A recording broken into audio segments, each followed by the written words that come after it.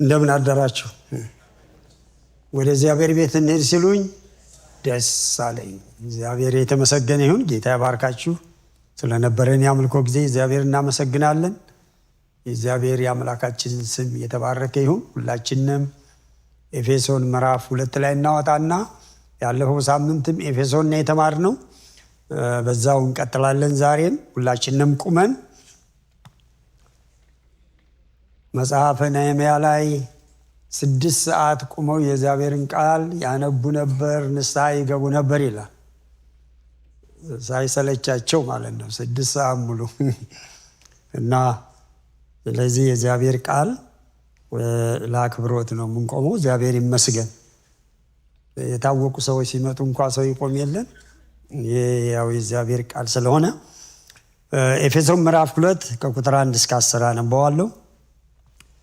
በበደላችሁና በኃጢአታችሁ ሙታን ነበራችሁ፣ በእነርሱም በዚህ ዓለም እንዳለው ኑሮ በማይታዘዙ ልጆች ላይ አሁን ለሚሰራው መንፈስ አለቃ እንደሆነው በአየር ላይ ስልጣን እንዳለው አለቃ ፈቃድ በፊት ተመላለሳችሁባቸው።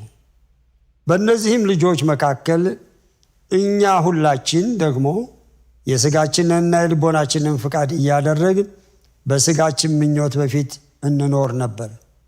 እንደ ሌሎቹም ደግሞ ከፍጥረታችን የቁጣ ልጆች ነበር። ነገር ግን እግዚአብሔር በምሕረቱ ባለጠጋ ስለሆነ ከወደደን ከትልቅ ፍቅሩ የተነሳ በበደላችን ሙታን እንኳን በሆን ጊዜ ከክርስቶስ ጋር ሕይወትን ሰጠን። በጸጋው ድናችኋል። በሚመጡት ዘመናት በክርስቶስ ኢየሱስ ለእኛ ባለው ቸርነት ከሁሉ የሚበልጠውን የጸጋውን ባለጠግነት ያሳይ ዘንድ ከእርሱ ጋር አስነሳን። በክርስቶስ ኢየሱስ በሰማያዊ ስፍራ ከእርሱ ጋር አስቀመጠን። ጸጋው በእምነት አድኗችኋልና ይህም የእግዚአብሔር ስጦታ ነው እንጂ ከእናንተ አይደለም፣ ማንም እንዳይመካ ከሥራ አይደለም። እኛ ፍጥረቱ ነንና እንመላለስበትም ዘንድ እግዚአብሔር አስቀድሞ ያዘጋጀውን መልካሙን ሥራ ለማድረግ በክርስቶስ ኢየሱስ ተፈጠርን ይላል። እግዚአብሔር ይመስገን። እንጸልያለን። እግዚአብሔር አባታችንና አምላካችን ሆይ እናመሰግንሃለን። ያዳንከን፣ በቅዱስ አጠራር የጠራህን በጌታችን በኢየሱስ ክርስቶስ ስም ከዘላለም እስከ ዘላለም ስምህ የተባረከ ይሁን። አምላካችን እግዚአብሔር ሆይ እነሆ እኛ በበደል በኃጢአት ሙታን የነበርን ሰዎች ነን። የምንመካበት አንድም ነገር የለም። ነገር ግን ምሕረትህ፣ ቸርነትህ እግዚአብሔር አምላክ ሆይ በእኛ ላይ ስለበዛ ደግሞ በጌታ በኢየሱስ ስም እናመሰግንሃለን። ጊዜያችንን ባርክልን፣ በኢየሱስ ክርስቶስ ስም አሜን። ጌታ ይባርካችሁ። ቁጭ በሉ። እግዚአብሔር አምላካችን የተመሰገነ ይሁን። በዚህ በኤፌሶን መጽሐፍ እንግዲህ እንደምታዩት ያለፈው ሳምንት ምዕራፍ 1 ላይ ነበር ራሱ የተመለከትነው። ምዕራፍ 1 ላይ ራሱ በዛ ባየነው በምዕራፍ 1 ራሱ 1 ከምትመለከቱት እግዚአብሔር አብ ራሱ እኛን እንዴት ዓለም ሳይፈጠር እንደወደደን እንደገናም ደግሞ ክርስቶስ ኢየሱስ በደሙ እኛን እንዴት እንደተበጀን እንዳዳነን የሚመለከት ከዛ ደግሞ በመንፈስ ቅዱስ እንዳተመን ራሱ የሚል በምዕራፍ 1 ላይ ታገኛላችሁ። ደህንነታችን እንኳን ራሱ በአብ በወልድ በመንፈስ ቅዱስ ራሱ የተያዘ እንደሆነ አንደኛ ጴጥሮስ ምዕራፍ 1 ስትመለከቱ ምዕራፍ 1 ላይ ራሱ ቁጥር 1 እና 2 ላይ ስትመለከቱ በእግዚአብሔር ራሱ ምሕረትና ፍቅር የተወደድ በክርስቶስ ደም የተረጨን በመንፈሱ ደግሞ የተቀደስን ይላል። ደህንነታችን ራሱ የሥላሴ አንድነት ያለበት ነገር ነው። ለዚህ ነው እኛ አማኞች አንድ እንሁን ብለን አንጸልይም። አንድነቱን ነው መጠበቅ ያለብን። ምክንያቱም ያነ የእግዚአብሔር አብና የእግዚአብሔር ወልድ የእግዚአብሔር መንፈስ ቅዱስ አንድነት ወደኛ መጥቷል በእኔና በእናንተ ውስጥ። ለዚህ ነው በጣም አዲስ ኪዳን ላይ ስትመለከቱ በጣም አጥብቆ አንድነት ራሱ የሚለውን ነገር ደጋግሞ ነው የሚነሳ። 18 ጊዜ ተነስቷል። ምን ያህል አንድነቱን መጠበቅ እንዴት አስፈላጊ እንደሆነ ከእግዚአብሔር ጋር ከእርስ በርስ ጋር ማለት ነው። እንደገና በዚህ በምዕራፍ 2 ስትመለከቱ ደግሞ በምዕራፍ 2 ደግሞ ዋና አርጎ የሚያነሳው አንድ ሐሳብ አለ። ራሱ እኛ አሁን እዚህ ቤት ያለ ነው አይሁዳዊነት ያለባችሁ እስቲ እጃችሁን አሳዩ። የአይሁዳዊነት ዘር ያላችሁ እንግዲህ ሁላችን አሕዛብ ነበርነን ለእግዚአብሔር ያልቀረብ እንደገናም ደግሞ ጣዖት አምላኪዎች ለሞት ራሱ የታደልነ ሰዎች ነበርን ማለት ነው። ይህንን ራሱ ያንን የጥል ግድግዳ ለመጀመሪያ ጊዜ አይሁዳዊነትና ራሱ አሕዛብ የሚለውን ነገር ክርስቶስ ኢየሱስ በደሙ ራሱ በመስቀል ላይ አስወግዶ አንድ ሰው አደረገ። አንድ ሰው። ለዚህ ነው እግዚአብሔር መጀመሪያም ሲፈጥር ምንድነው ያለው? ራሱ ሰውን በምሳሌያችን ራሱ እንፍጠር። ሰውን በምሳሌያችን። አያችሁ ሰማይ የሚሄደው እኮ ራሱ ያ ሰው እግዚአብሔር ራሱ አርጎ የፈጠረው ነው። እዚህ አሁን የተሸከምነው ስጋ አይደለም የሚሄደው ሱሳጥን ነው የሚቀረው። እና በክርስቶስ ኢየሱስ እንደገና ያደረገው ከሁለቱ አዲስ ሰው ነው ያወጣው። አንድ አዲስ ሰው ላይ ያወጣው። የእግዚአብሔር ስም የተባረከ ይሁን። ስለዚህ ጌታችን ኢየሱስ ክርስቶስ ያደረገልን በጣም ብዙ ጊዜ የጎደለንን ስለምናይ የቀረብንን ስለምናይ የተደረገልንን ባለማየት ምስጋና በጣም ይጎለናል። በጣም ብዙ ጊዜ ምስጋና ጎሎን ታያላችሁ ማለት ነው። ስለዚህ ወደ ዛሬው ትምህርት ከመግባታችን በፊት ምዕራፍ 1 ከቁጥር 19 ጀምሮ ከቁጥር 20 ጀምሮ አነበዋለሁ። 19 አብሮ ነው ያለው እናነበዋለን። ምዕራፍ 1 እዛው ኤፌሶን ማለት ነው። ከክርስቶስ ከሙታን ሲያስነሳው ከአለቅነትና ከስልጣናትም ከኃይልም ከጌትነትም ሁሉ በላይና በዚህ ዓለም ብቻ ሳይሆን ነገር ግን ሊመጣ ባለው ዓለም ደግሞ ከሚጠራው ስም ሁሉ በላይ በሰማያዊ ስፍራ በቀኙ ሲያስቀምጠው በክርስቶስ ባደረገው ሥራ የብርታቱ ጉልበት ይታያል። ሁሉንም ከእግሩ በታች አስገዛለት። ከሁሉም በላይ ራስ እንዲሆን ለቤተ ክርስቲያን ሰጠው። እርሷም አካሉና ሁሉን በሁሉ የሚሞላ የእርሱ ሙላቱ ናት ይላል። እንግዲህ ጌታችን ኢየሱስ ክርስቶስ እዚህ ላይ ስትመለከቱ ምን አይነት ራሱ አምላክ እንደሆነ እዚህ ቦታ ላይ ትመለከታላችሁ። በክርስቶስ የተሰራው ሥራ ወደ ምዕራፍ 2 ምክንያቱም ስንመጣ በኋላ ስመጣበት ራሱ እንዳደነግጡ መጀመሪያ የተሰራልንን ሥራ ልናይ ይገባል።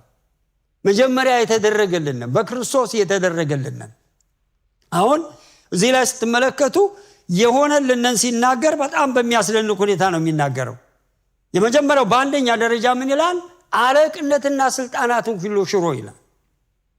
አያችሁ አለቅነትን ስልጣናትን ሁሉ ምን አድርጎ ሽሯቸው፣ አሸንፏቸው። አለቃ የሚባሉ በአየር ላይ ያሉ ራሱ በኋላ እንደምመጣበት ራሱ እንደገናም ደግሞ በዚህ በምድርም ደግሞ ራሱ በተለያየ አቅጣጫ የሚሰሩ መናፍስቶች ምን አድርጓቸዋል? ራሱ እነዚህን ሁሉ ራሱ ገፎ አለቅነታቸውን ገፎ አዋርዶ ምን አድርጓቸዋል? ራሱ ስልጣናቸውን ገፎ ለእኔና ለእናንተ ግን ስልጣን ሰጥቷል። እዚሁ የምትመለከቱት እሱን ነው።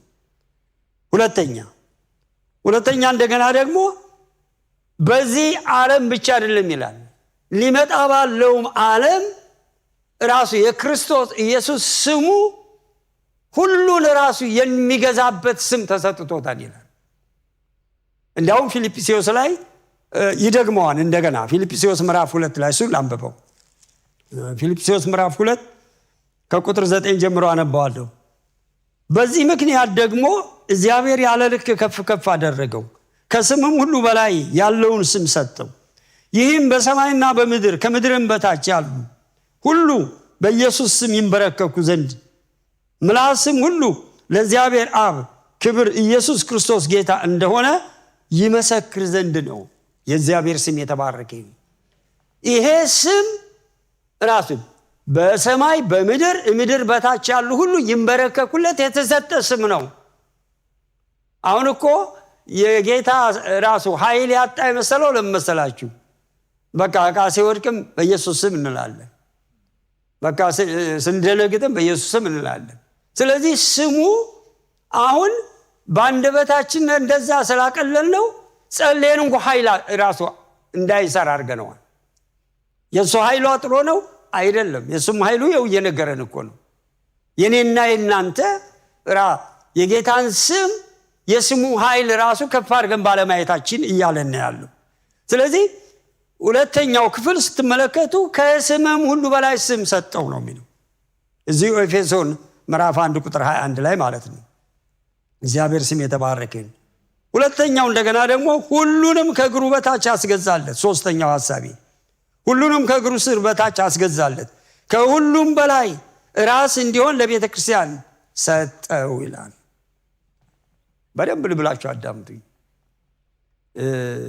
ቤተ ክርስቲያን የማናት የክርስቶስ ናት ይሄ እዚህም ቀደም አንስቼዋለሁ ቤተ ክርስቲያን የክርስቶስ እንደሆነች ሰዎች ካላወቁ በጣም አስቸጋሪ ነገር ነው አሁን አንዳንድ ጊዜ ወዴት ነው የምትሄዱት ወደ አበራ ቤተ ክርስቲያን እንዴ አበራ ነው የሞተላችሁ ወይስ ክርስቶስ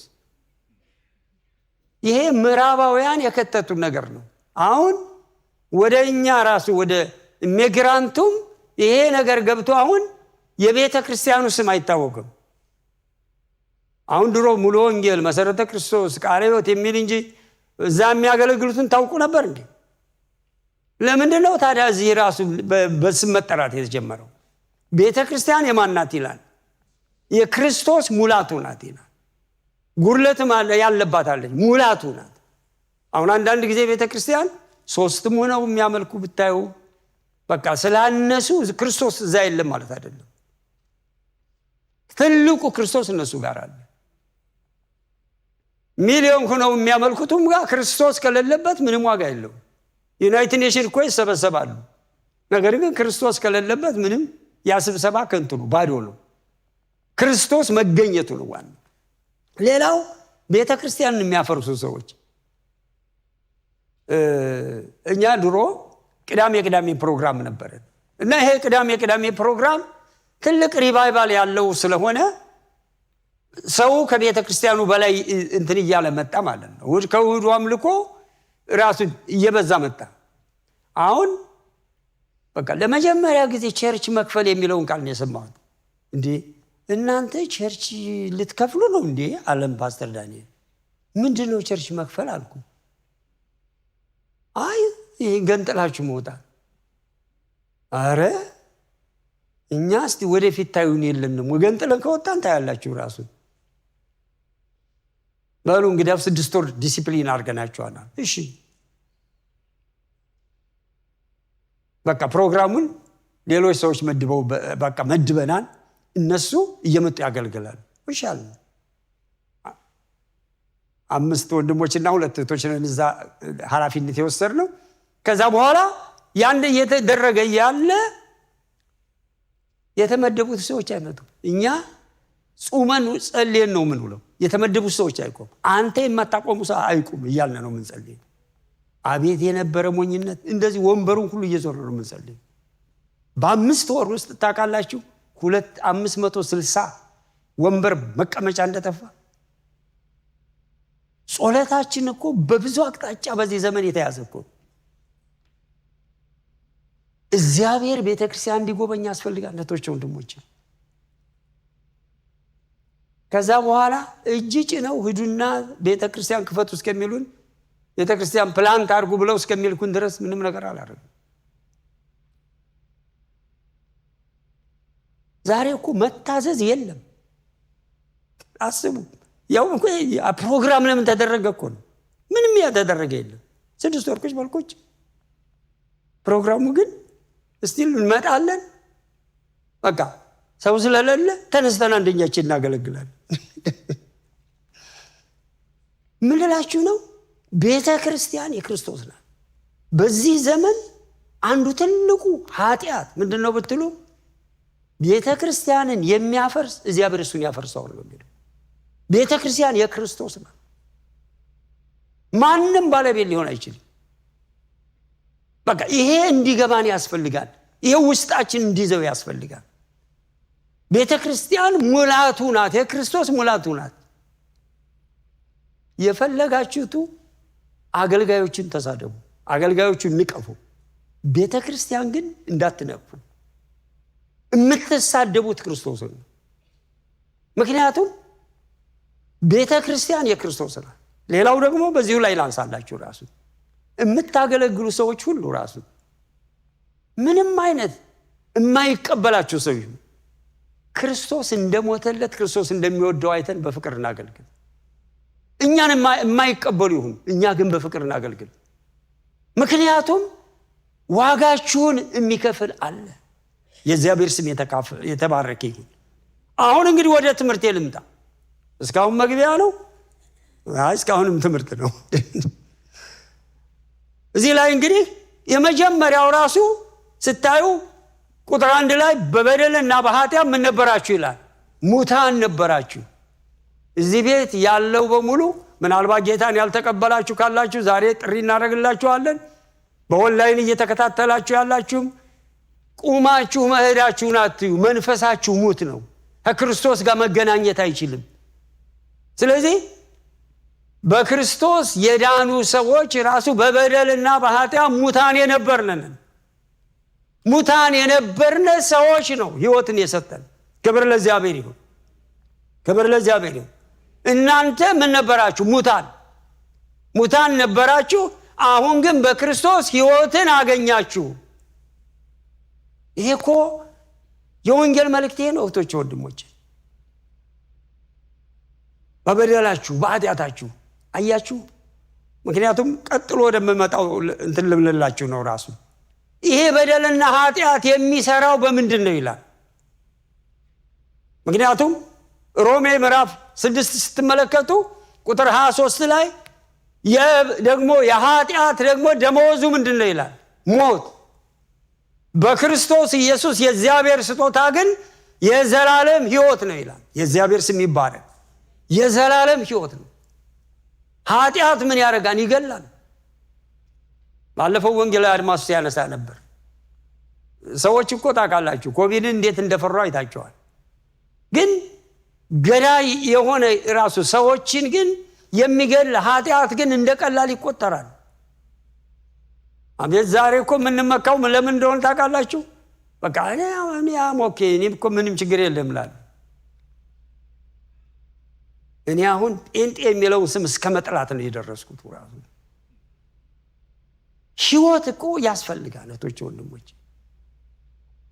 በደልና ኃጢአት ራሱ በማን ነው የሚሰራው ያላ? በማይታዘዙ ልጆች፣ በማይታዘዙ አለመታዘዝ ባለበት።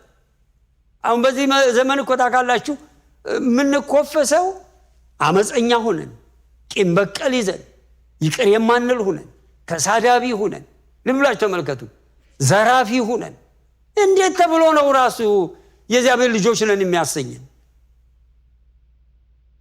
የእግዚአብሔር ልጆች መሆናችን እኮ አንዱ ለእግዚአብሔር መታዘዛችን እኮ ነው። አለመታዘዝ ከማን ነው? መጽሐፍ ቅዱስ ከማን ነው ይለናል? ከዲያብሎስ ነው ይለናል። በቃ አለመታዘዝ በሕይወታችን ካለ ያ ከእግዚአብሔር አይደለም፣ ከዲያብሎስ ነው። ጌታ ኢየሱስ የተናገረው እሱ ነው። እንደዚህ አለ። አንደኛ ዮሐንስ ምዕራፍ 3 ቁጥር 4 ላይ አመጽ ራሱ ከዲያብሎስ ነው አለ።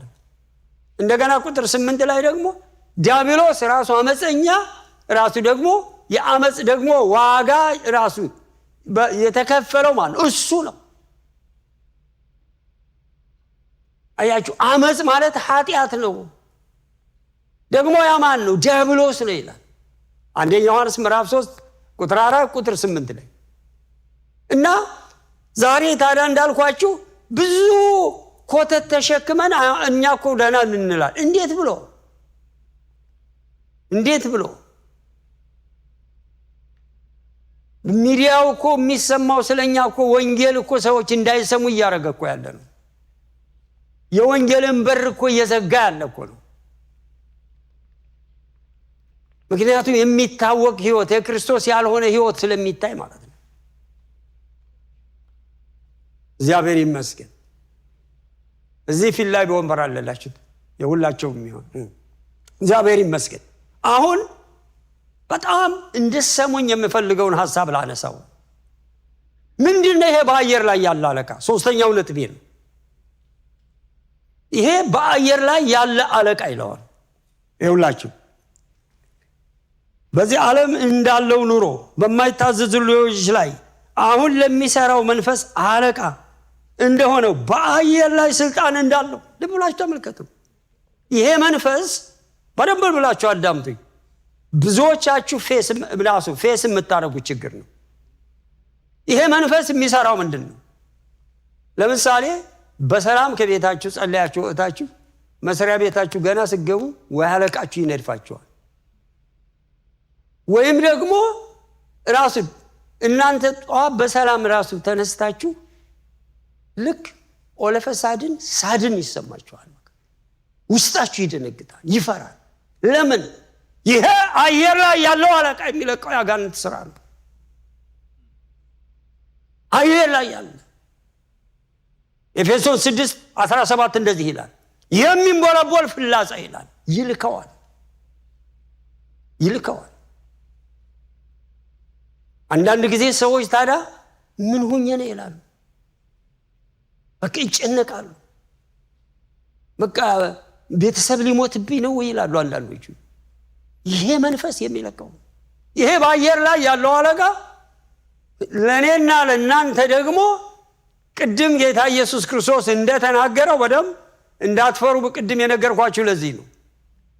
እነዚህ ስልጣናት ሁሉ አሁን እዚህ የመጀመሪያው ሰማይ ላይ ናቸው። ታውቃላችሁ እዚህ አየሩ ላይ ያሉ ናቸው። ራሱ ሁለተኛው ሰማይ ላይ እነዚህ ጋላክሲዎች ፕላኔቶች ያሉበት ነው። እኔና እናንተ እግዚአብሔር ያስቀመጠን የት ነው? በሰማያዊ ስፍራ በሶስተኛው ሰማይ እሱ ባለበቱ። ሁለተኛ ቆሮንቶስ ምዕራፍ 12 ሶስተኛ ሰማይ ይላል። ዘዳግም ምዕራፍ እንደገና 10 ላይ ሶስተኛው ሰማይ ይላል። እኔና እናንተን ያስቀመጠን በዛ ነው። ስለዚህ ይሄ የሚንቦለቦል ፍላጻ በሚመጣባችሁ ሰዓት አንዳንዶቹ ታውቃላችሁ ኢሚዲየት ዲፕሬሽን ውስጥ ይገባሉ። የመንፈስ ውጊያ እንደሆነ በደንብ መንፈሳችሁ ሊነቃ ያስፈልጋል። መንፈሳችሁ ንቁ ካልሆነ አይገባችሁም።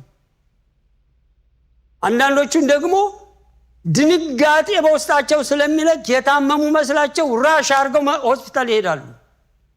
ካሊፎርኒያ ውስጥ ራሱ 50 ሰዎች በድንጋጤ በጉንፋን መልክ የሚመጣ በሽታ እንትን አድርጓቸዋል ሲላቸው በቃ አንድ ጊዜ 50 ሰዎች ራሽ አድርገው ሆስፒታል ገቡ ኢመርጀንሲ። ከ50 ሰዎች ግን 2 ሰዎች ብቻ ናቸው በሽተኞቹ። 48ቱ ፍርሃት ነው የወሰዳቸው። ይሄ አየር ላይ ያለው አለቃ ምዕራፍ 6 ተመልከቱ። ምዕራፍ 6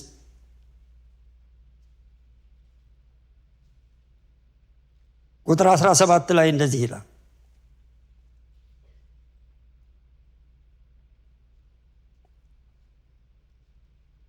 ይቅርታ ቁጥር 16 ልጀምር። በሁሉም ላይ ጨምራችሁ የሚንቦለቦሉትን የክፉ ፍላጻዎች ሁሉ ልታጠፉ የምትችሉበትን የእምነትን ጋሻ አንሱ።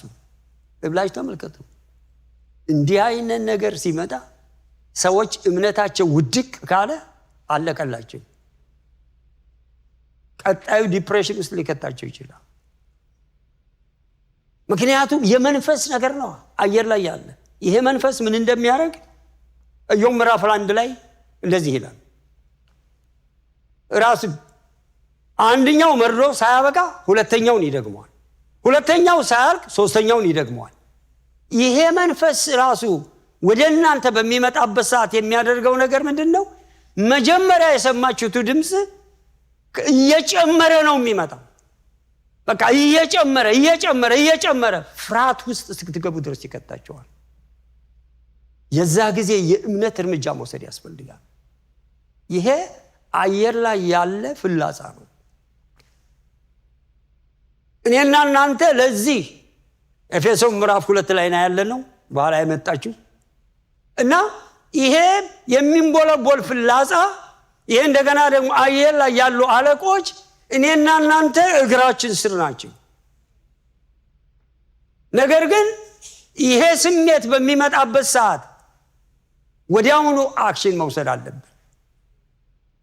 ሌላው እንዳይምታታባችሁ ማነሳው በዚህ ላይ አንዳንድ ጊዜ ደግሞ ውስጣችሁ ራሱ እናንተ የማታውቁት ውስጣችሁ ግን እየደጋገመ የምትረበሹበት ነገር ካለ ደግሞ ሊገጥማችሁ ያለ ችግር ስላለ ቀድማችሁ ጸልዩ። ምልክት ነው እንድትጸልዩ መንፈስ ቅዱስ የሚሰጣችሁ ነው። ይሄም በመንፈስ የሚመጣው ይሄ የመናፍስት ፍላጻ እንድትደነግጡ ዲፕረስ እንድትሆኑ ነው የሚያደርጋችሁ። ያኛው ግን መንፈስ ቅዱስ የሚሰጣችሁ ምልክት ግን ሊገጥማችሁ ያለ አክሲደንት ሊገጥማችሁ ይሆናል ወይም ደግሞ የሆነ ነገር ራሱ ወይ ከቤተሰባችሁ ራሱ የሆነ ነገር ሀብን ሊያደርግ ይሆናል። ያንን ሲሰማችሁ ቀድማችሁ ጸልዩ። ጉዳት እንዳይመጣ ለምን ቀድሞ የሚነግረን አደጋው እንዳይፈጸምብን ነው። ቢፈጸም እንኳን አደጋው እንዳንጎዳ ያደርገናል።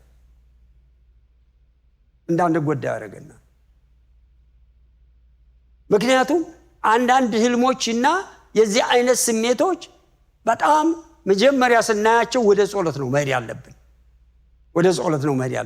ይሄኛው ግን ተጽዕኖ የሚያደርግ ነገር ነው። እየደጋገመ ሰዎችን ወደዛ የሚከት ነገር ነው። ምክንያቱም ሰዎች ካልተጠነቀቁበት ፍላጻ ነው። ተመልከቱ ኢዮብ ምዕራፍ 1 ላይ ልውሰዳችሁ።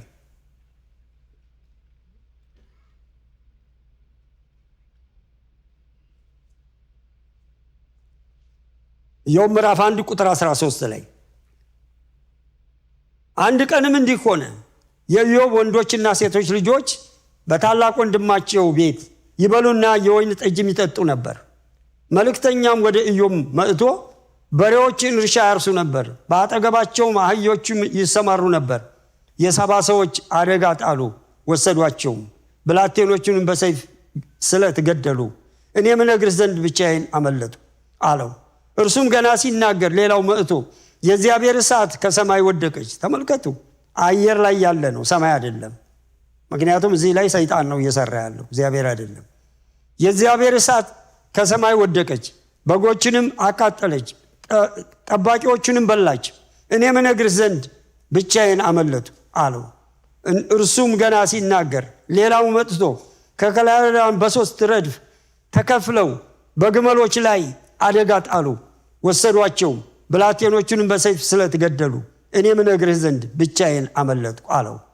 እርሱም ገና ሲናገር ሌላው መጥቶ ወንዶችና ሴቶች ልጆች በታላቅ ወንድማቸው ቤት ይበሉና የወይን ጠጅም ይጠጡ ነበር። እነሆም አውሎ ንፋስ ከምድር በዳ መጥቶ የቤቱን አራቱን ማዕዘን መታው፣ የብላቴኖቹም ላይ ወደቀ፣ ሞቱም። እኔም እነግርህ ዘንድ ብቻዬን አመለጡ አለው። ልብላችሁ ተመልከቱ። አሁን እዚህ ያለው ዱብዳ ቀላል ዱብዳ ነው። ይህን ሁሉ የሚያደርገው ግን ሰይጣን ነው። ልብላችሁ ተመልከቱ፣ እግዚአብሔር አይደለም። ምክንያቱም ይሄ ብዙ ጊዜ በአየር ላይ ያለው በጣም ልንጠነቀቅ ያስፈልጋል። በባልና ሚስት ደረጃ በአብረው በሚያገለግሉ ሰዎች በጣም ጥንቃቄ ያስፈልጋል። አንዳንድ ጊዜ ቋንቋችሁን ሊደበላልቀው ይችላል። በቃ ይሄ መንፈስ ምንም ሰላም የነበራችሁትን ሰዎች ቋንቋችሁን ደበላልቆ አንድ ጊዜ ጠበኛ አድርጎ ቁጭ ላይ ያደርጋችሁ ይችላል። መንፈሱን ካልተረዳችሁ ይሄ መንፈስ ውስጥ ያለ አይደለም። ምክንያቱም ውስጥ ያለው ክርስቶስ ነው፣ ውስጥ ያለው መንፈስ ቅዱስ ነው። እየሰራ ያለው አእምሮ ላይ ነው። ዛሬ እኮ ጴንጤ ራሱ እየተሸወደ ያለው እኮ በምንድን ነው ብትሉ አእምሮውን ሰይጣን እንደፈለገ እየጋለበበት ነው። አእምሮአችን እንድንማርበት፣ እንድናውቅበት፣ እንደገናም ደግሞ እንድናስተውልበት የተሰጠ ነው። ስለዚህ እንጂ እንደፈለገ ሰይጣን እንዲጋልብበት አይደለም። ቋንቋቸውን እስከሚደበላልቅ የሐዋርያት ሥራ ምዕራፍ 13 ቁጥር 9 ላይ እንደዚህ ይላል፣ አገረ ገዡ እንዳይሰማ ጳውሎስ የሚናገረውን ያጣምምበት ነበር ይላል። ቋንቋውን ይደበላልቅበት ነበር። አንዳንድ ጊዜ ለመሰክሩ ስትሉ እንዲህ የሚገጥማቸው ሰዎች አሉ። በቃ እናንተ ለሌላው መስክሩ ሌላው መጥቶ ይቃወማቸዋል። እንዳይሰሙ እንዳይድኑ ለማድረግ ማለት ነው። በዛን ሰዓት በመበሳጨት ፈንታ ለምንድን ራሱ እግዚአብሔር ወላከን እንድናርግ ይገባል ማለት ነው። ይሄ አራተኛው ነጥብ እንግዲህ ይሄን ነው የሚናገረው። ራዕይ ምዕራፍ 13 ቁጥር 13 ይላል ልክ ይሄ በሰማይ እንደሚለው የኢዮብን ልጆች ለመጉዳት ላይ ከሰማይ እንደሚለው ከሰማይ ምልክትን በማድረግ ራሱ ይላል። እህቶቼ ወንድሞቼ ምልክቶች እግዚአብሔር የሚያረጋቸውና እግዚአብሔር የሚያረጋቸው ተአምራቶች እግዚአብሔርን ነው የሚያከብሩት። አጋንንት የሚያረጋቸው ግን ሰዎችን ነው የሚያከብሩት። በቃ ሰዎች ነው የሚወደሱበት። በቢሊግራም አገልግሎት ብዙ ጊዜ እኔና ባለቤቴ እንጠቀም ነበርና ብዙ ጊዜ እንካፈላለን። እንደገና ደግሞ መጽሔታቸው ዲሲሽን የሚል መጽሔት አለ። የሚገርማችሁ እነዚህ ብዙ ጊዜ ትንቢት ራሱ ሚራክል የሚሉ ሰዎች አይጋብዟቸውም። ታምር በሳቸው አይሆንም ብለው ለምንድነው? በእነሱ ፖልፒት የተፈወሰ ሰው የተደረገልኝ የሚል ሰው አይመሰክርም። መጽሔት ላይ ነው የሚወጣው። ማን ግሎሪፋይ ሊደረግ ነው ፖልፒት የሚመጣው? ይሄ የኢየሱስ ቦታ ነው ይላል።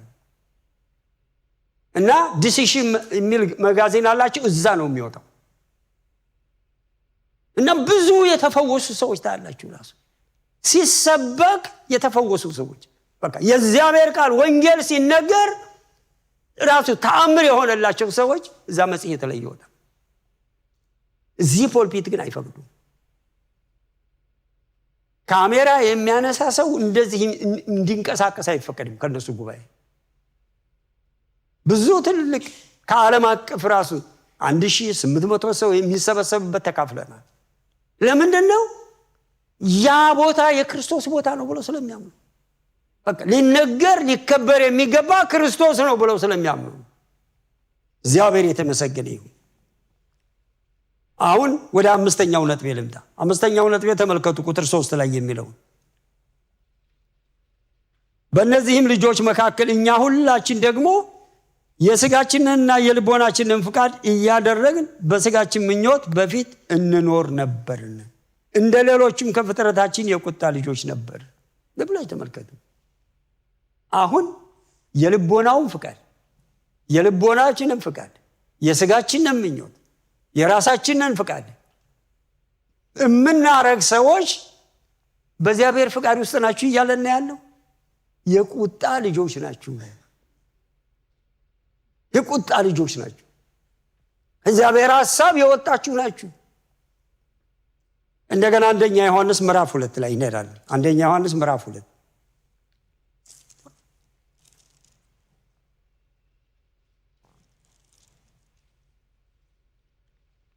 አንደኛ ዮሐንስ ምዕራፍ 2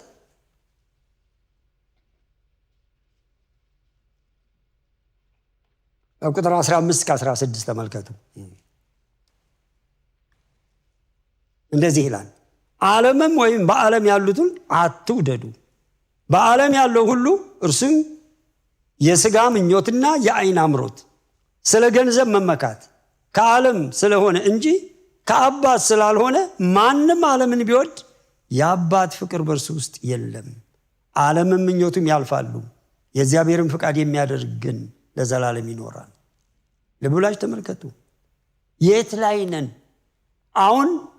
ብዙ የምናያቸው ነገሮች በእውነት ከዚህ የጸዱ ናቸው ወይ? በሕይወታችን እነዚህ ነገሮች አይንጸባረቁም ወይ? ዓለምን መውደድ እኮ ራሱ ዓለም እኮ አሁን ራሱ ወደ እግዚአብሔር ቤት መታ የምትለወጥ ሳይሆን እንደውም የእግዚአብሔርን ቤት ዓለማዊ እያደረገች እኮ ነው ያለው። የሚደረገው ነገር በሙሉ በጣም ይገርማል። አንዳንዱ እኮ ካልተጠነቀቅን እህቶቼ ወንድሞቼ ይወርሰናል። ምንም ስለማይመስል ግን እኛን እየወረሰን ይመጣል። ሆሊውድ የምታዩት መብራት ዛሬ ቤተክርስቲያን ውስጥ ታዩታላችሁ። ኒውዮርክ ናይት ክለብ ውስጥ፣ ዲሲ ያ የጨለማ ናይት ክለብ ውስጥ የምታዩት ራሱ ቸርች ውስጥ ታዩታላችሁ። ማን ነው የሚያመልከው? ማን የሚመለክበት ነው? ያነ ዓለምን ጠቅልለን ቤተክርስቲያን ውስጥ ቁጭ አድርገን እኛ ስለ ዓለም ብናወራ ምንድነው የሚጠቅም? የዓይን አምሮቱ የሥጋ ምኞቱ ይሄ ሁሉ ራሱ አሁን እኮ ተሰብስቦ እኮ ቤተክርስቲያን ውስጥ እንደው ምንም ዋጋ እንደሌለው እኮ ተደርጎ ነው። ፍርሃት እየጠፋ አንድ ወንድም አንድ ጊዜ ዲሲ ተመልከቱ ማንም አላየው ጠፋ እና የት ነው ስለው አይ እኔ በቃ በኃጢአት ስለወደቅኩ እግዚአብሔር ቤት አልመጣም አለ። ዛሬ ግን ከፖልፒቱ ጀምሮ ያልጸዳ ነው። ከዛ እንደገና ሄደና በርተን ንስሐ ገብተህ ወደ አባት ቤት ና እንጂ እንዴት ትቀራለህ? ፈርሃ እግዚአብሔር ያመገኘቱ ወደ ቤቱ ይምጣ። እህቶቼ ወንድሞቼ በቃ በላያችን ላይ ይወድቅ የነበረ ያን የእግዚአብሔር ክብር በቃ ዛሬ እኮ ጸሎት አቅም ያንጣነበት ጊዜ እኮ የእግዚአብሔርን ቃል ለመስማት የእግዚአብሔርን ቃል ለማንበብ ሰው አቅም ያጣበት ጊዜ። እህቶቼ ወንድሞቼ ይሄ ሁሉ ጉድ በእግዚአብሔር ቤት ስላለ ነው። ወደ ስድስተኛው ሐሳቤ ልምጣ። ርዕሴም ያለው እዚህ ላይ ነው። ቁጥር 4 እና 5 ላይ ነገር ግን እግዚአብሔር በምህረቱ ባለጠጋ ስለሆነ ከወደደን ከትልቅ ፍቅሩ የተነሳ በበደላችን ሙታን እንኳን በሆን ጊዜ ከክርስቶስ ጋር ሕይወትን ምን አለን? ሰጠን። የእግዚአብሔር ስም የተባረከ ይሁን። ሕይወት የተሰጠን ሰዎች ነን። ይህ ሕይወት ጌታ ኢየሱስ ክርስቶስ ዮሐንስ 1 ላይ ራሱ ስለ ክርስቶስ ምን ይላል? በመጀመሪያ ራሱ ቃል ነበረ፣ ቃሉም እግዚአብሔር ነበረ ካለ በኋላ በእርሱም ብርሃን ነበረችልና በእርሱ ሕይወት ነበረች ይላል። ሕይወትም የሰው ብርሃን ነበር ይላል። ጨለማችን የተገፈፈ ያን ሕይወት ሲገባ ነው። የእግዚአብሔር ስም የተባረከ በቃ ያንን እንድናየው ራሱ የነበረንን ጨለማ ገፎ በቃ አንዳንድ ጊዜ ቤታችሁ ጭልም ብሎ አምሽታችሁ ገባታችኋል። መብራቱን ስታበሩት የለም። ኢየሱስ ራሱ ካልገባ በአምባር ጭቃ ራሱ ፊትን ብታበሩት ራሱ ብርሃን አይበራም። ብርሃን ኢየሱስ ውስጣችን ሲገባ ብቻ ጨለማው ራሱ ይሸሻል። ሂድ ሳትሉት ራሱ ይሄዳል። የእግዚአብሔር ስም የተባረከ ከወደደን ከምኑ የተነሳ?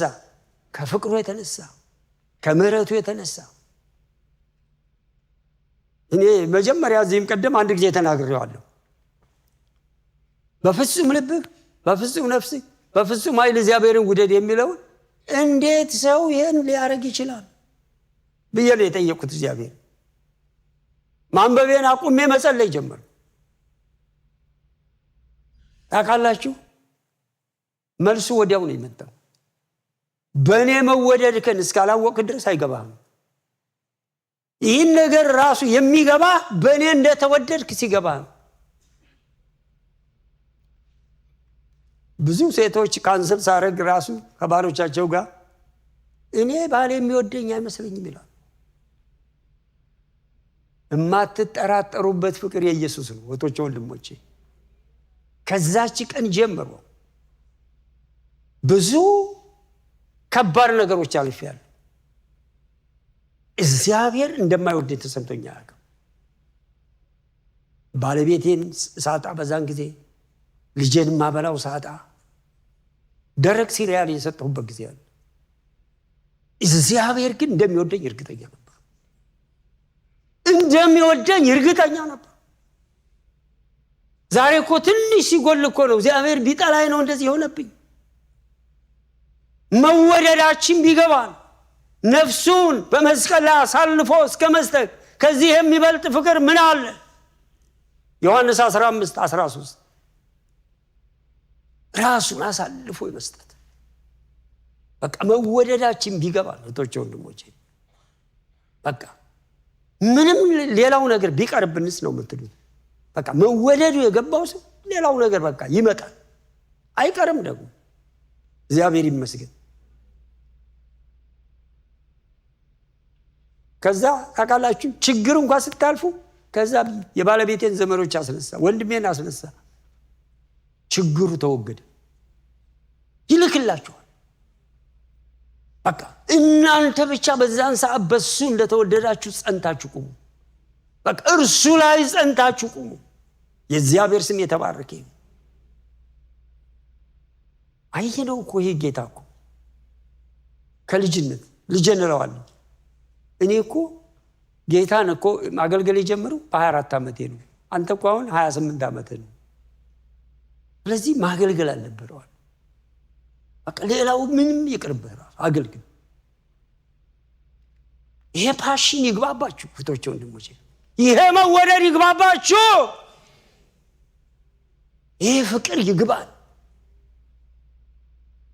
ማን ነው ራሱ የቸገረው ሰው እንኳን መቆረስ እኮ የሚከብደን ነው ፍቅር ስለሌለ። ሕይወቱን በመስቀል ላይ ራሱን አንጠልጥሎ ራቁቱን እስከ መድገር ከዚህ የበለጠ ምን አለ? ለዚህ ነው አንዳንድ ጊዜ ራሱ ጥዬ ገጠር ልግባ ብለው ራሱ በቃ ይሄን ወንጌል አልደረሳቸው። ይሄ በቃ የምስራች ከዚህ የበለጠ ዜና ምን አለ? እህቶቼ ወንድሞቼ፣ እዚህ እኮ አሜሪካ መጥቶ እኮ ሰው ታውቃለች የእግዚአብሔር ቃል ሰልችቶታል፣ ወንጌል ሰልችቶታል። በቃ አንዳንድ ጊዜ ዘማሪዎች እዚህ እኮ ነን እኛ ሰዓት ደርሷል ለማለት እንኳን ማይሉ ለምን ታውቃላችሁ? ብዙ ሰው ምን ስለማይል ሳያዩ ቢዘምሩ ይሻላቸዋል። ምክንያቱም አብሮ መፍሰስ ስለሌለ ማለት ነው። መንፈሳችን አብሮ ስለማይፈስ፣ ስለዚህ በቃ ብቻዬን እየጮኩ ነው እንዳይሉ እንደዛ ይደረጋል ማለት ነው። እግዚአብሔር ይመስገን። የተወደደ ሰው አንደኛ ዮሐንስ ላይ እንዴ አንደኛ ዮሐንስ ምዕራፍ 4 ላይ መወደዳችን ምን ያህል እንደሆነ ተመልከቱ እህቶቼ ወንድሞቼ። አንደኛ ዮሐንስ ምዕራፍ 4 ላይ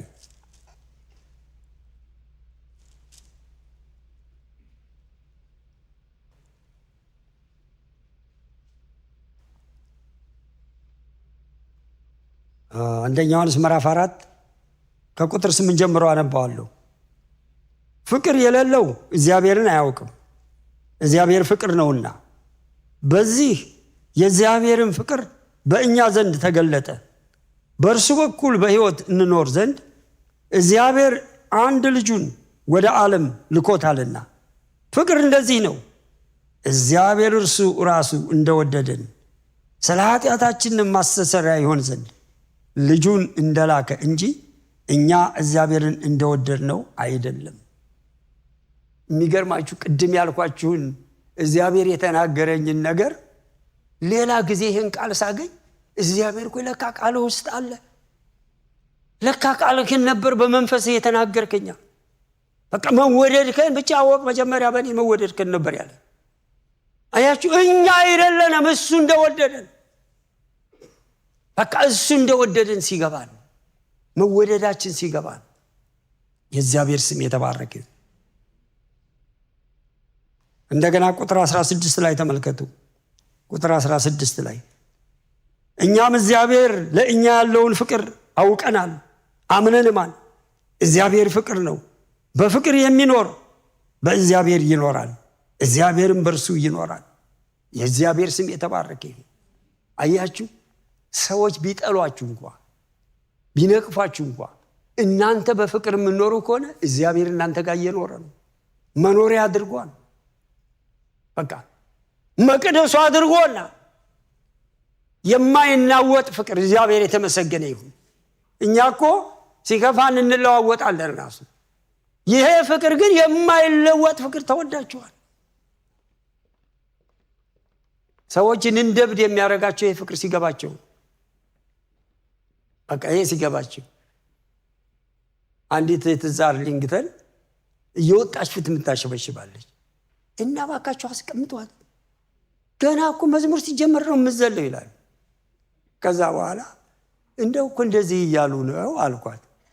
ከዛ ዝም በላቸው እባክህ፣ የእግዚአብሔር ፍቅር ይግባቸው፣ እኔ ገብቶኛል፣ እብድ ለምን አይሉኝ ባለች። ከዛ ባሏ ምን አለኝ፣ ኢሮፕ ሄድንና ጀርመን ሀገር ፓይለት ስለሆነ ባለቤቷ፣ ከዛ ቸርች ፈልገን እዛ ለቫኬሽን እና ሄድነው ቸርች ፈልገን አለ የጀርመኖች ቸርች ነው የሚሰበከው በጀርመንኛ ነው ከዛ በኋላ ሃሌሉያ አለችና ፊት ወጣች አራይ ሰሙሽ ብላ ዝም በል ባካለች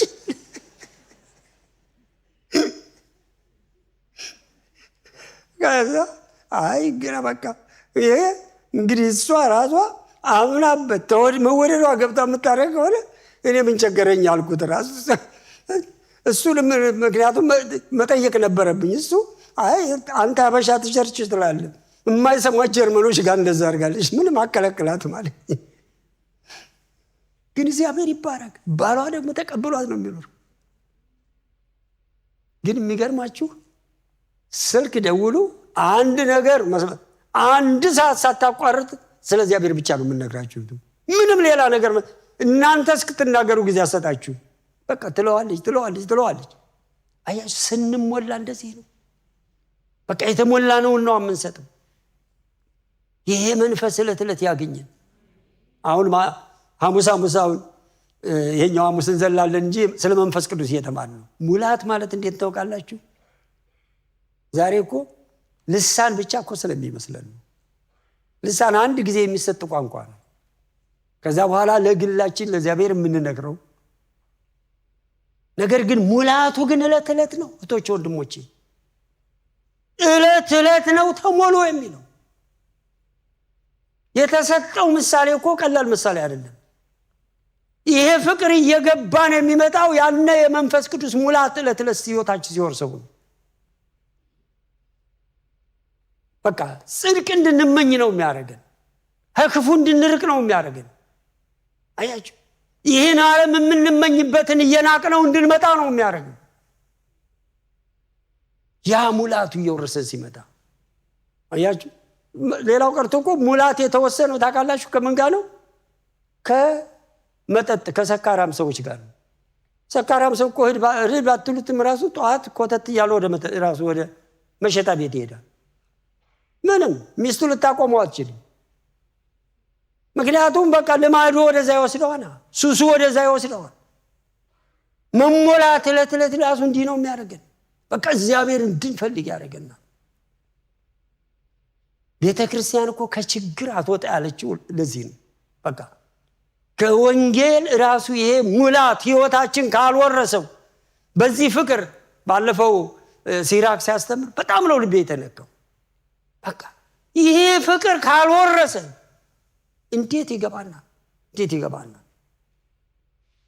ደግሞ እኮ ዳዊት እንደሚለው በምህረቱ ነው ይላል ያሱ ከወደደን ከታላቅ ፍቅሩ በምህረቱ የወረሰን ወደ ስድስተኛው ሐሳቤ ልሂድ እግዚአብሔር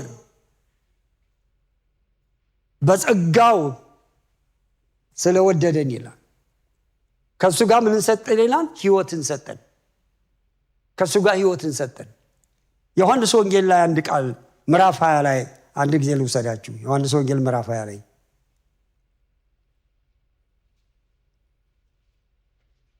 ዮሐንስ ወንጌል ምዕራፍ 20 ቁጥር 30 እና 31 አንድ ላይ ያነባዋለሁ ኢየሱስም ከዚህ መጽሐፍ ያልተጻፈ ሌላ ብዙ ምልክት በደቀ መዛሙርት ፊት አደረገ ነገር ግን ኢየሱስ እርሱ ክርስቶስ የእግዚአብሔር ልጅ እንደሆነ ታምኑ ዘንድ አምናችሁም በስሙ ህይወት ይሆንላችሁ ዘንድ ይህ ምን ተብሏል ተጽፏል አምናችሁ ህይወት ይሆንላችሁ ዘንድ እህቶቼ ወንድሞቼ የተቀበልነው እኮ ይሄ ህይወት እኮ ነው ህይወት የሆነልን ሰዎች እኮ ነው ከሱ ጋር ምን እንሰጣችሁ ነው የሚለው ህይወት እንሰጣችሁ ከልጁ ጋር ህይወትን ሰጣችሁ እያለን እኮ ነው እግዚአብሔር የተመሰገነ ይሁን እንቀጥል ኤፌሶን ምዕራፍ 2 እንምጣ ቁጥር 6 ላይ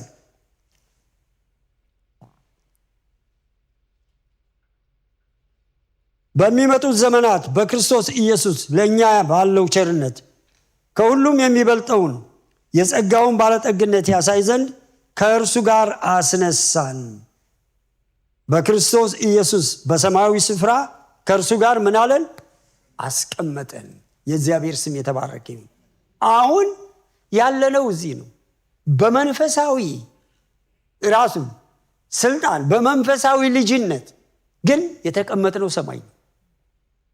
ከሱ ጋር አስቀመጠን። ክብር ለእግዚአብሔር ይሁን። ኢየሱስ ክርስቶስ በዚህ ምድር ሲመላለስ ምን ይል ነበረ? እኔ እኮ ብቻዬን አይደለሁም አባቴ ከኔ ጋር አለ ይላል።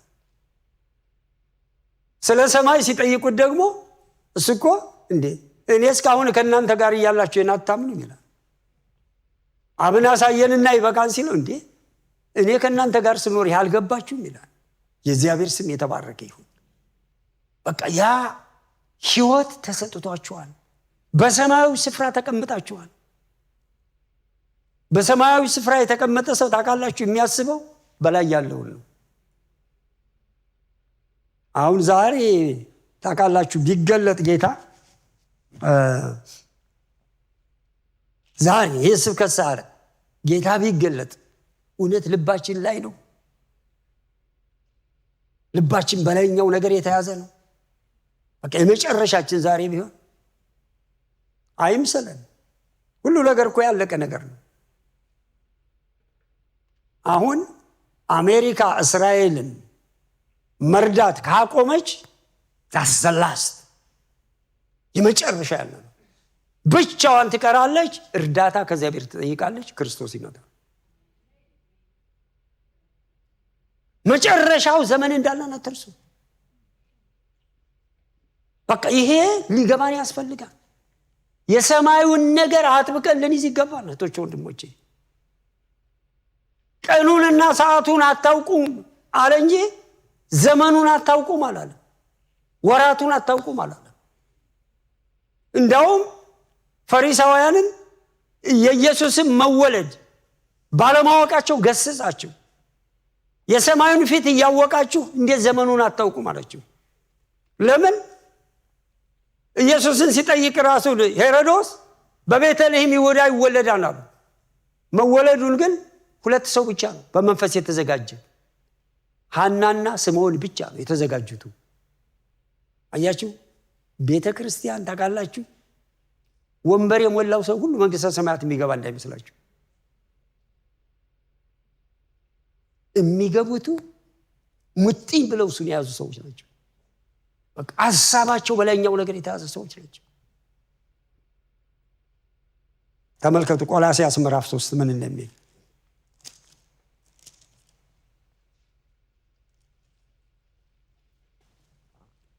ራሴ አንዱ የምታገልበት ይሄ ነው። ቆላስይስ ምዕራፍ 3 ቁጥር 1 እንግዲህ ከክርስቶስ ጋር ከተነሳችሁ ክርስቶስ በእግዚአብሔር ቀኝ ተቀምጦ ባለበት በላይ ያለውን ሹ በላይ ያለውን አስቡ እንጂ በምድር ያለውን አይደለም። ለምን? ሞታችኋልና ሕይወታችሁ በእግዚአብሔር ከክርስቶስ ተሰውሯልና። ሕይወታችሁ የሆነው ክርስቶስ በሚገለጥበት ጊዜ በዚያን ጊዜ እናንተም ደግሞ ከእርሱ ጋር በክብር ትገለጣላችሁ። በላይ ያለውን ምን በሉ? አስቡ። ሐሳባችን ሌላ ነገር አያዘው። አያችሁ፣ በላይኛው ነገር መያዛችሁን የምታውቁ ምንድን ነው? እንበል እንደው አሁን ጓደኞቻችሁ ምናምን ተገናኝታችሁ ልክ አንድ የፖለቲካ ወይ የሀገር ነገር ይነሳ ጅው ብላችሁ የማትመለሱ ከሆነ ምንም አእምሯችሁ የተገዛ አይደለም። በቃ እዛው አብሯችሁ ያለው ሰው በአንድ ጊዜ ፖለቲከኛ መሆናችሁን ያውቀዋል። ለምን? ሐሳባችሁ ከላይ ያለው ከተያዘ ግን ቶሎ ትወጣላችሁ። ሌሎቹ ወሬውን ይቀጥላሉ፣ እናንተ ታቆማላችሁ። ምክንያቱም እግዚአብሔር ጋር ያለውን ነገር ታስባላችሁ። ኤፌሶን እዚሁ ምዕራፍ 1 ላይ ስትመለከቱ ምዕራፍ 2 ላይ ስትመለከቱ ከቁጥር 13 ጀምሮ የምታዩት አዲስ ሰው ራሱ ቅድም የተናገርኩት አዲስ ሰው ሊያወጣ ነው ክርስቶስ ያደረገው። ይሄን የአዲስ ሰው ራሱ ዘረኛ መሆን አይችልም፣ ጎሰኛ መሆን አይችልም። ዘር እኮ አይደለም ችግሩ፣ ዘርን የሰጠ እግዚአብሔር ነው። ዘረኛ መሆን ነው ከባዱ። ይሄ አደገኛ የሆነ መርዝ ነው። ዛሬ እኮ ጸሎት ቦታዎች እንኳን እኮ ታውቃላችሁ ሰዎች በግልጽ መጸለይ እየፈሩ እየመጡ ነው ያሉ። ይሄ በጣም ደጋግሜ ልለው የሚገባ ነው። ባለፈው አንዱን አትደጋግማ እደጋግማለሁ። አንቆ የያዘ ነው ህዝባችንን። ይሄ ካጋንንት ነው። አዲሱ ሰው በላይ ያለውን ነው የሚያስብ፣ በሰማይ ያለውን ነው የሚያስብ። አዲስ ፍጥረት እኮ ከሆነ እንዴት ብሎ ነው ከምድር ካለው ነገር ጋር? አያችሁ፣ በጣም የተሰጠነን እኮ ቦታ ለማወቅ ነው። እላይ በሰማይ ቤተክርስቲያን ታውቃለህ፣ የገሃነምን ደጅ መንግስት አያፈርስላችሁም። የእግዚአብሔር መንግስትን የያዙ ሰዎች ብቻ ናቸው የገሃነምን ደጆች የሚያፈርሱት። የሲኦልን ደጆች መዝጋት የምንችል ለእኔና ለእናንተ ነው ያለ ስልጣን። ለዩናይትድ ኔሽን አልተሰጠም ያለ ስልጣን። ይህን ስልጣን የሰጠን እግዚአብሔር የተባረከ ይሁን። ምክንያቱ የከበረ ነው። አዲስ ሰው እዚሁ ቆላስያስ ተመልከቱ። ቆላስያስ ምዕራፍ 3 ቁጥር 10 ጀምሮ ተመልከቱ። የፈጠረውን ምሳሌ እንዲመስል ዕውቀትንም ለማግኘት የሚታደሰውን አዲሱን ሰው ለብሳችሁታል። በዚያ የግሪክ ሰው አይሁዳዊም፣ የተገረዘም ያልተገረዘም፣ አረማዊም እስኩቴም፣ ባሪያ ጨዋ ሰው መሆን አልተቻለም። ነገር ግን ክርስቶስ ሁሉ ነው፣ በሁሉ ነው። የእግዚአብሔር ስም የተባረከ። አዲስ ሰው አያችሁ። በቃ ዛሬ ፕሬዝዳንቱ ቢመጣ ልክ እናንተ እንደተቀመጣችሁ ነው መቀመጥ ያለው። ልዩ ወንበር አይሰጥም። ምክንያቱም ይሄ ቤት የክርስቶስ ስለሆነ ሁላችን እንደገና ደግሞ አንድ ያደረገ ስለሆነ አንድ ጄኔራል እና እዚህ ክርስቲያን ሲቲ ሲነሮች የሚኖሩበት መጡ ማለት ነው። ልጆቹ እዚህ እንዲሆን ፈለጉ። ከዛ በኋላ ጓደኞቹን ስንተንሲ ራሱ አግዳሚ ጠረም ወንበር ላይ ሁሉም ቁጭ ብለዋል። ለሌሎችም ሰዎች ቁጭ ብለዋል። እኔ እዚህ ሀገር ነው የምመጣው ሁሉ አንድ አድርጎ የሚያስቀምጣል። አልቀመጥም አላቸው ልጆቹ። ተመልሶ ኢትዮጵያ ሄደ። አያችሁ፣ እንደዛ የሆነውን ህዝብ አንድ ላይ ቁጭ የሚያደርግ ነው የክርስቶስ ፍቅር። የማዳኑ ምስጢር አንድ ላይ ቁጭ ያደርጋል። የእግዚአብሔር ስም የተባረከ ይሁን። ስለዚህ እህቶቼ ወንድሞቼ፣ የተወደድንበት ጸጋ ይሄ ነው። ሳላውቀው ለካ ሰዓቱ እየሄደ ነው። በሉ ወደ ሐሳቤ ላጠቃልል። ቁጥር 8 ላይ ጸጋው በእምነት አድኗቸዋል፣ ይህም የእግዚአብሔር ስጦታ ነው እንጂ ከእናንተ አይደለም፣ ማንም እንዳይመካ ከሥራ አይደለም። የእግዚአብሔር ስም የተባረከ ይሁን። የዳነው በጸጋ ነው። ምክንያቱም አሁን በዚህ ዘመን አንዳንድ ነገር መባል ነው። እኔ እኮ ድሮም ጥሩ ሰው ነኝ የሚለው አሉ። እኔ እኮ ድሮም ከእንዲህ አይነት ቤተሰብ የመጣው ጥሩ ሰው እኮ ነው የነበርኩት። ምንም በእግዚአብሔር ፊት ስንታይ ሙታን ነን፣ ኃጢአተኞች ነን። በቃ ይሄ መዳን በራሱ ይሄ ጸጋ በክርስቶስ የተቀበልን ሰዎች ነን። ይሄ ካልገባን አደገኛ ነገር ነው። 10ኛው ቁጥር 10 ላንብብና እንጨርሳለን። እኛ ፍጥረት ሆነንና እንመላለስበትም ዘንድ እግዚአብሔር አስቀድሞ ያዘጋጀውን መልካሙን ሥራ ለማድረግ በክርስቶስ ኢየሱስ ተፈጠርን። ምን ለማድረግ ነው የተፈጠርነው?